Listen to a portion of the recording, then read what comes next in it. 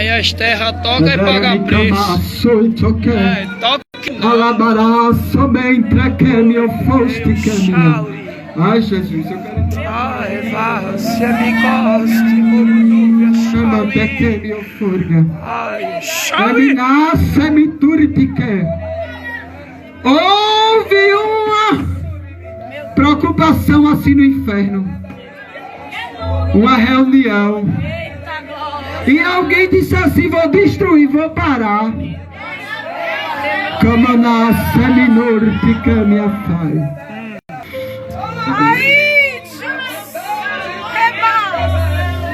Deus diz assim para você. Chama ele aí, é ele mesmo que está aí.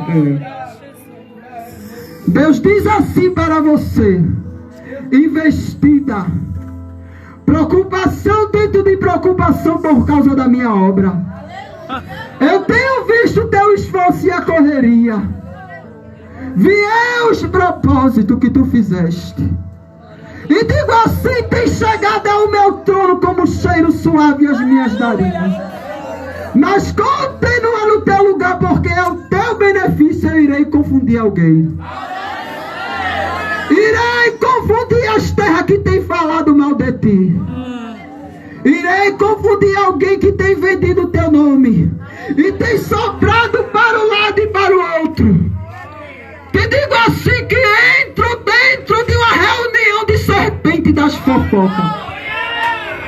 As fofocas estavam grandes. Quantas reuniões com teu nome, homem? E eu te digo assim: quantos livramentos de morte eu tenho te dado? Quantas covas na tua vida eu tenho fechado? E eu te digo assim: continue guerreando. Haverá uma viagem. Haverá um lugar que eu irei te levar. Irei te levar a uma dimensão mais profunda comigo. Porque os mistérios que eu tenho na tua vida é grande. E muitas vezes alguém fica a indagar e não entende o que eu tenho na tua vida. Preminovia. Mas eu te digo assim: continua. Faz a minha obra. Tu tens se preocupado com a minha obra. Pensas tu que eu não vejo? Pensas tu que eu não conheço o profundo do teu coração? E eu te trouxe aqui na noite deste dia para falar contigo. Tenho uma honra. Alguém tentou te envergonhar. Alguém apontou o teu defeito. Alguém tentou sujar a tua reputação. Mas eu te digo que no meio do falatório da vergonha, eu irei soprar a vergonha para longe. E irei colocar honra da minha parte. Assim diz o Senhor: levanta a mão e dá glória. Levanta a mão para adorar. Levanta a mão para glorificar. O grande estar aqui. E ele está dizendo: tem graça derramada neste lugar para encher toda a igreja. Pega essa graça que está caindo na tua mão. Deus está aí no teu lugar e está dizendo para você: receba de Deus.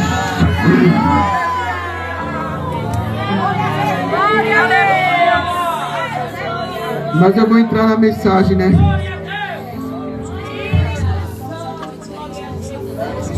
A Bíblia nos fala que Paulo foi parar numa ilha chamada Malta.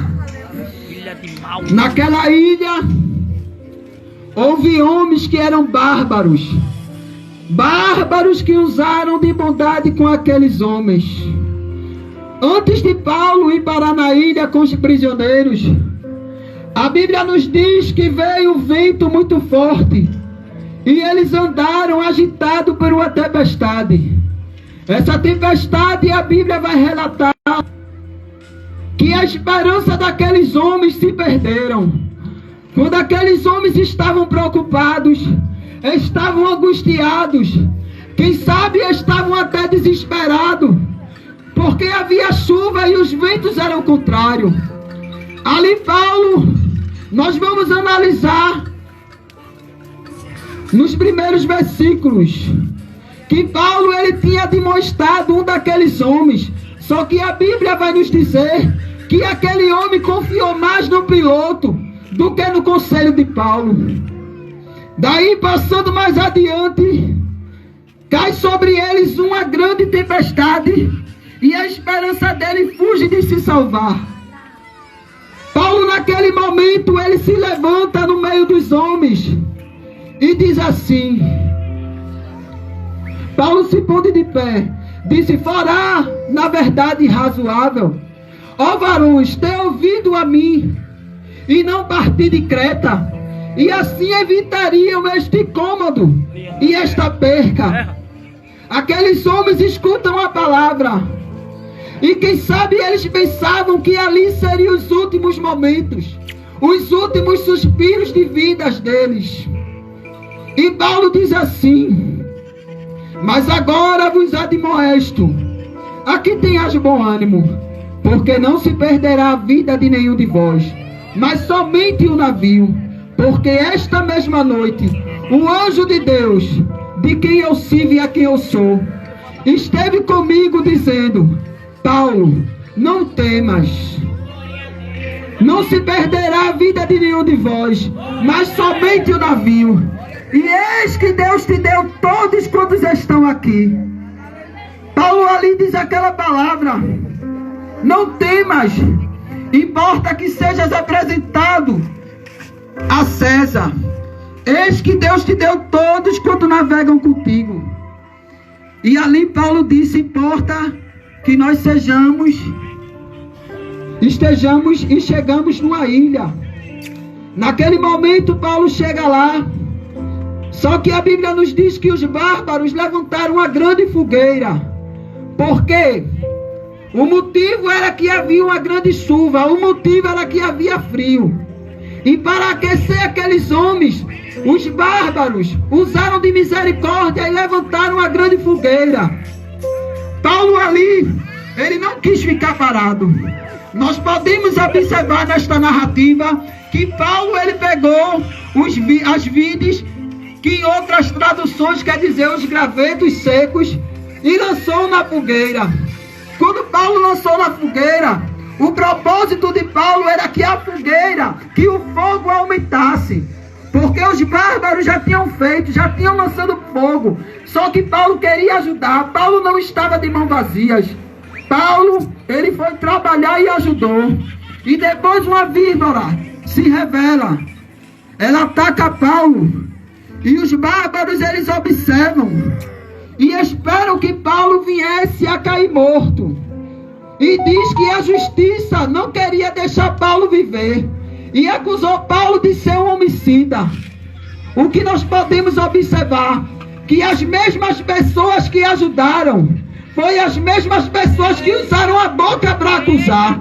E o que eu quero dizer a você: não espere coisa de alguém. Às vezes alguém ajuda hoje, mas no amanhã você pode se decepcionar com alguém, porque não pode entender o que você está a passar e pode julgar, pode pegar a boca e usar para querer te condenar. Foi o que aconteceu. E os bárbaros, eles eram politeístas. E a justiça a quem eles estavam se referindo estava personificada na deusa Dike, que segundo suas crenças intervia para castigar os malfeitores. Só que eles não estavam entendendo que Paulo estava no propósito divino. E quem está no propósito divino não morre. Diga amém. Mas nós podemos observar que eles acenderam a fogueira e recolheram o povo por causa da chuva e do frio. Ou seja, havia frieza. Diga assim: havia frieza. E para acabar com aquela frieza, os bárbaros fizeram uma fogueira, como eu tinha dito antes. E ali começaram a aumentar o fogo. Mas para o fogo ficar maior, Paulo, ele ali cansado, foi uma coisa atrás do outra.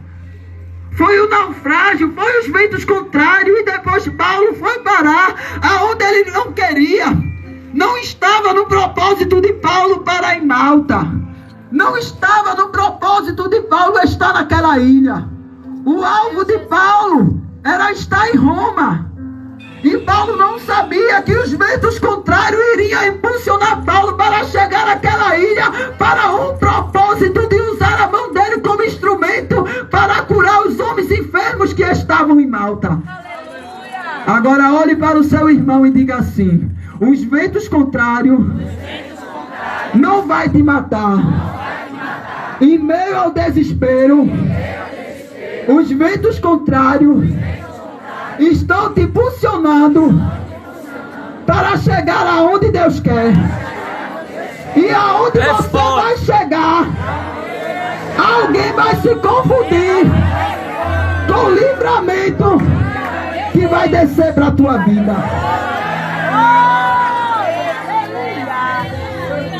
E ali nós podemos observar que havia frieza, mas para acabar com a frieza foi necessário fogo. E aonde há fogo, a gente sabe que o corpo ele é aquecido. E houve um aquecimento do ambiente. No começo era frieza. No começo, quem sabe aqueles homens estavam ficando todos resfriados. Mas houve pessoas que tiveram misericórdia e passaram a lançar os gravetos no fogo. E no momento que o fogo pegava, não era mais ambiente de frieza, agora passou a ser ambiente de aquecimento. O que tinha nome de frieza passou a recuar e deixou espaço para o aquecimento. Depois que o aquecimento passou a agir naquele ambiente, a Bíblia nos diz que quando Paulo estava pegando as mãos e estava ali com os gravetos secos, e o que a gente pode entender com gravetos secos? Seca é uma coisa que não dá fruto, seca é uma coisa que não dá vida, seca é uma coisa que não pode frutificar. A gente pode analisar em Ezequiel 37 que os vasos, os ossos eram secos, mas no propósito de Deus, Deus ia dar jeito àqueles ossos e iria entrar com vida. A gente pode analisar que Paulo, quando estava usando aqueles gravetos, o fogo estava aumentando e os gravetos eram secos, eram sem fruto. Para os bárbaros, quem sabe, eles poderiam olhar e dizer assim: esses gravetos não prestam para nada. Mas foi os gravetos que o homem de Deus olhou, estava lá sem fruto, estava lá infrutífera, estava lá sem vida, mas na mão de Paulo deu jeito. Os gravetos que estavam secos serviram para aumentar o fogo, e no momento que o fogo estava aumentando, uma serpente que eu acredito que estava toda escondida, quem sabe ela era da cor dos gravetos, mas no momento que o fogo pegou, ela teve que se revelar. Olha para quem está do teu lado e diga assim com voz de profeta: no momento que o fogo pega, a serpente ela tem que se revelar. De glória. E naquele momento, Paulo usou os gravetos. Quem sabe a serpente estava fazendo os gravetos de caça, quem sabe estava fazendo os gravetos de moradia. E isso aí pode simbolizar a ação de Satanás numa vida seca e infrutífera. Ele estava lá morando, mas quando Paulo passou a pegar nos gravetos, ela não gostou daquela atitude e também da atitude que o fogo estava pegando. Ela gostava do ambiente frio, mas no ambiente que tinha fogo, ela tinha que correr. E existem muitas serpentes que querem matar o povo. Existe serpente da enfermidade, existe serpente da depressão, existe serpente. E aqui nós podemos observar gravetos. A serpente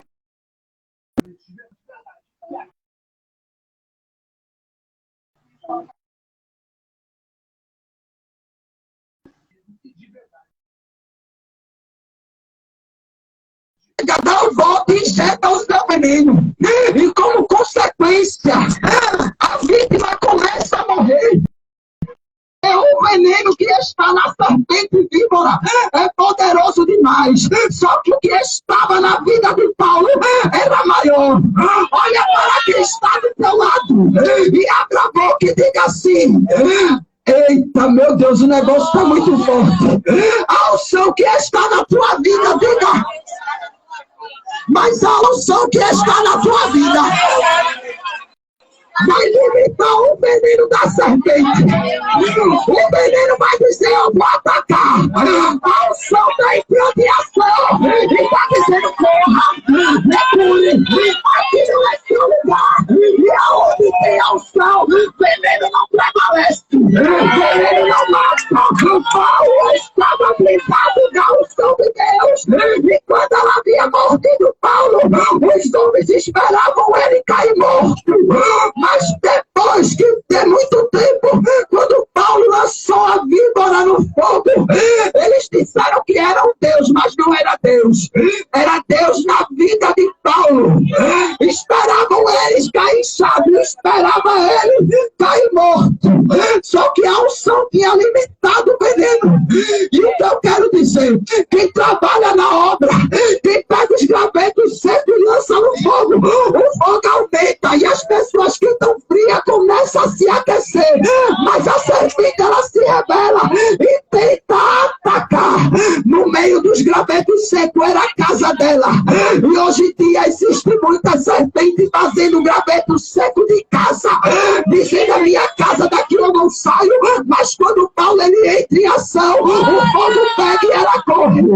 A casa dela é na criança, mas a casa da serpente vai desabar, vai desmoronar.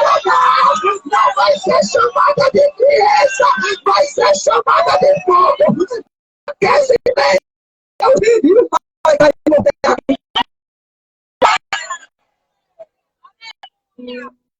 Aleluia.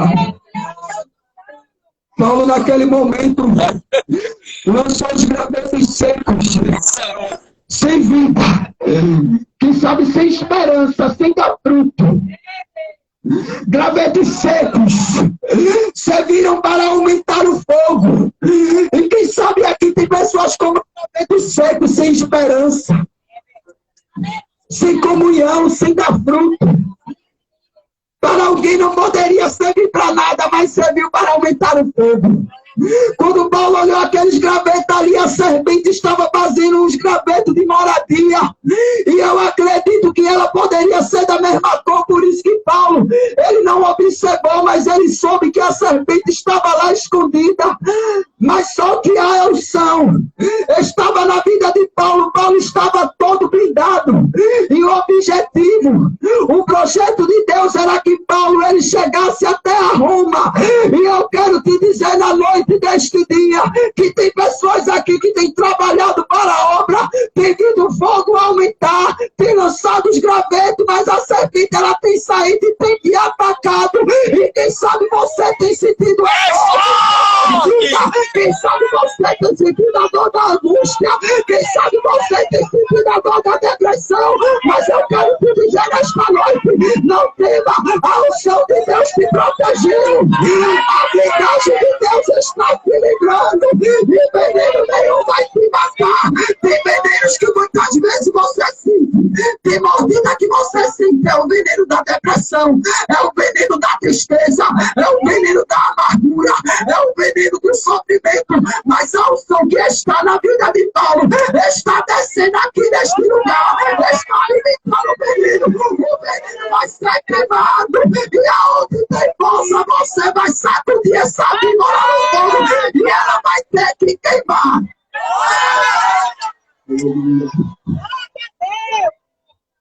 Fechei minha Bíblia. Agora o que me chama a atenção